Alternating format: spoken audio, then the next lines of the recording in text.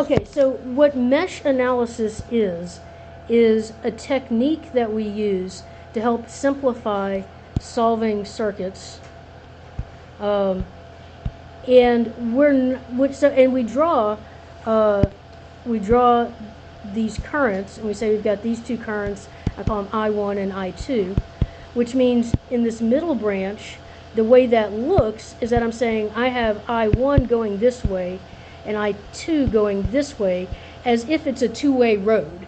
And that's not really what we're doing here. So this is like a technique for helping us solve it. What we're really saying is that I have just one current, and it's going whatever direction it's going.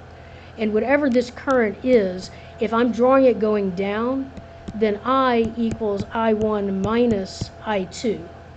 And so it's not really saying that there's two separate currents. The current is going whatever direction it's going. But this gives us the same result.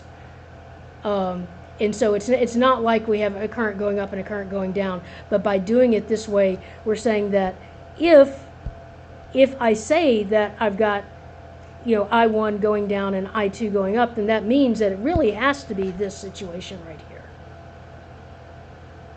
And then it works. So, and I take that into account. You'll notice that I take that into account when I write my equation. I don't say, I say, like, if I had this was 5 ohms and 2 ohms and 3 ohms and 6 ohms, when I'm doing my equation for I1, I would do 2I1 plus, when I get to this middle branch, I say 3 I1 minus I2. I'm not really saying that it's either I1 or I2. It's a combination of both of them.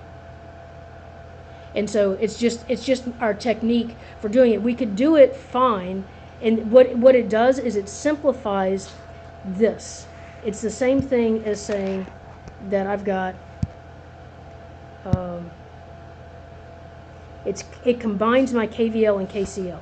So if I called this IA and I called this IB, there is one more current here, and I'll call this IC.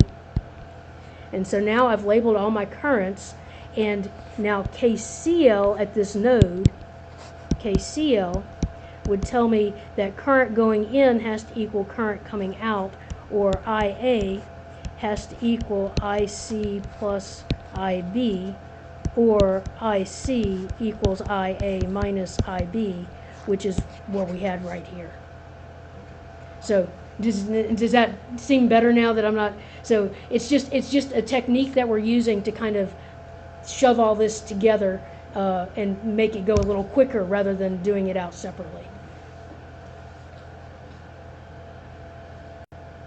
Okay, so just had the question, how do you know what way the current is moving? And the answer is you don't necessarily know until you solve the problem, and that's okay. Because what you do is you pick a direction, and you don't have to know what direction it is.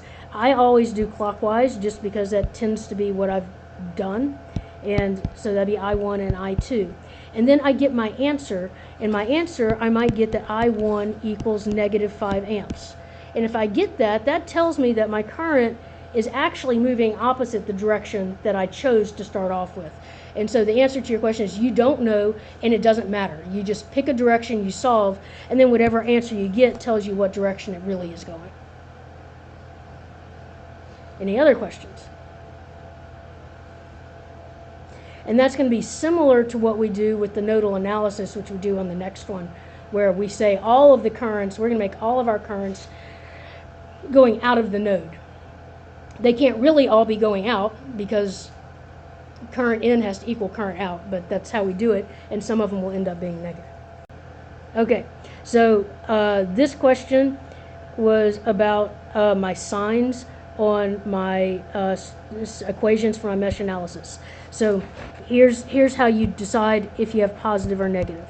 So I've got my mesh,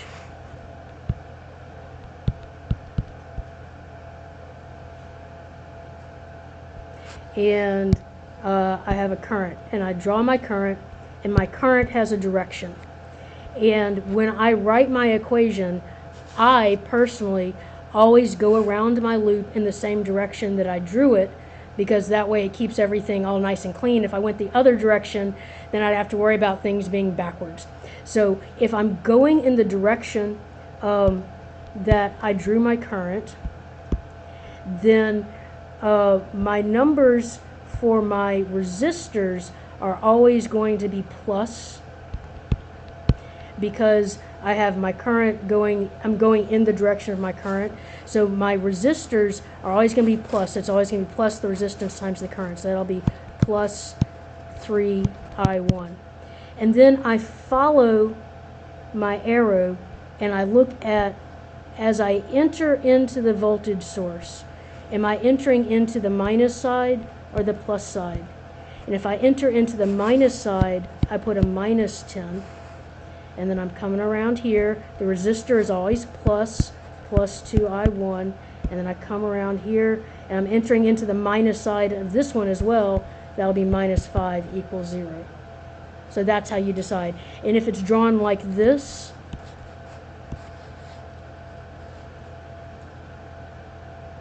then